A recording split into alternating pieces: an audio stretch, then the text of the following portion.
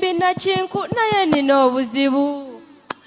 Bannange ndi muyimbi naye gyo nagenze mwanjenwa n'ennyimba akayimba ako kamu nenfuna obukadde 5 kyokka wennyimba mu kanisa bampa emitwalo 5. Bannange nzirayo mwanjenwa. Owooluganda wanje wakiriko gwe naye munnange nze okusaba kuganye. Siganye ekyamazima mu practice nzija naye esaawa y'okusaba tondabayo. Bannange tukole ki naye? Mwenno mukyali awo naye nze ondaba nnyimba abantu ne wabeewa omukisa naye olugambo lukyannemeddemu ne bwombuulirako katono mala era n'enkoogera. Abooluganda ondeke mpitewo nze abadde agamba nkwatira ku mugugu guno mukama wange kati gwe wanjenwa esente zibakuwa zimala sigalirayo ddala mwanjenwa owoolugambo nawe sigala mu lugambo lwo. Banange Katonda ayamba yeeyamba nze munfuula omukulembeze wammwe kwegamba mbawe rights gamba rights nga gwe owa worship team ne oba olina abasajja 3 ku Sunday gwakera katuuti gwasinza tuddeyo. Owooluganda nze agamba oba tugendeko mu njiri y'ekisa osanga tunafunayo emirembe. Abooluganda nedda abooluganda mbawulidde mwenna nange lwanzitoweera dda bingi ndi muyimbi naye binzita naye nzijukira Kristo we yali addayo yatugamba mbalekedde omubeezi omwoyo omutukuvu tumukowoole. Omwoyo omutukuvu yekka yasobola okutuyamba mu lugendo luno. Olugendo tusanga mu bingi olw'obulokozi bingi bituwugulanga abayimbi ne tutuuka nga tetukyasobola kwewanirira amalala nga mangi. Banaye nze binzita bingi naye tukowoola omwoyo yekka yasobola okutuyamba. Munange omwoyo omutukuvu nkwetaaga. Nyamba ayo moyo wa Mukama lweza kuluna kululi yavangule nyamba kitange lwawakuye kati kulinya sozi kati kulinya moyo wa Mukama nwegera n'okulinya sibamu kubo kati kulinya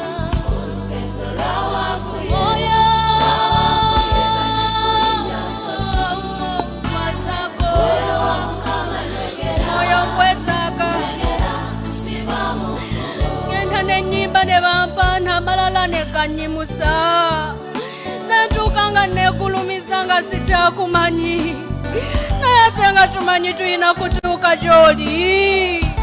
Omwoyo gwe mubeezi tuyambe.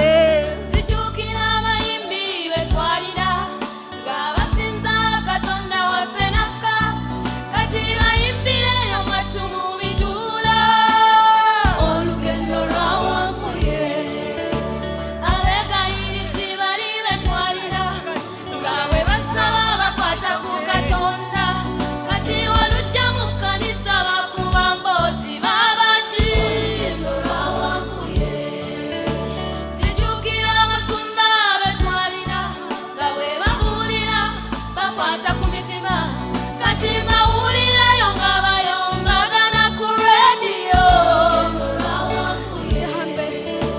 Zijukira okusiiba kwe twalira tusiiba otya n'okumira eddu kati tusiiba bwe tunywa ku butunda. Olugendo lwawanvuye empeta kati tuzekasukira genda nja kuwasa omulala kyekyakikudde abange mu bufumbo. Olugendo lwawanvuye kati kulinya nsozi. Omwoyo wa Mukama nwegera sibamu kubo. Ffenna tusaba omwoyo omutukuvu atuyambe. Yekka yasobola okutuwanirira yekka yasobola. Olugendo luwanvu abayimbi tumukowoole.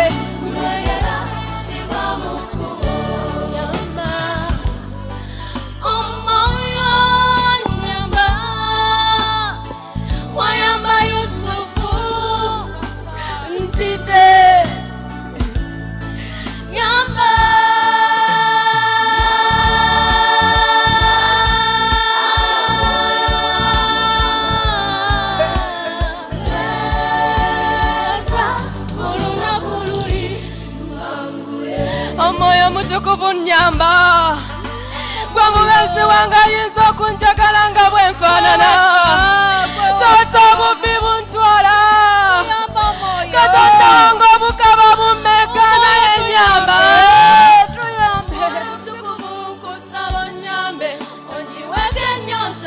ey'okusabanga onnyambe okukola ekigambo ky'omukama katonda weggulu ssebo nsaba onnyambe tontwala mu kukemebwa taata naye wannokole mu kibingi kole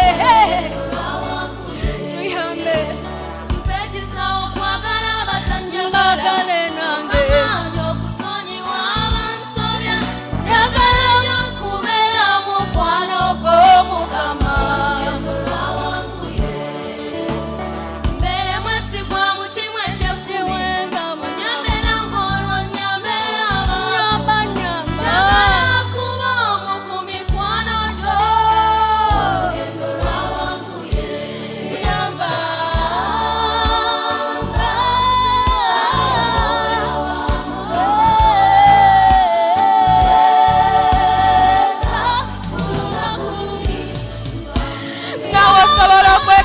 katonda kuyambe omanye ebikumeka nawe omwoyo mutukuvu yasobola okutuyamba yoyeko omubezi atasobola kutuleka omwoyo mutukuvu tondeka omwoyo mutukuvu gwe mukwano gwange omwoyo mutukuvu gwe muyambi wange mwegayira tondeka sisinkana omutima gwange sisinkana obulamu bwange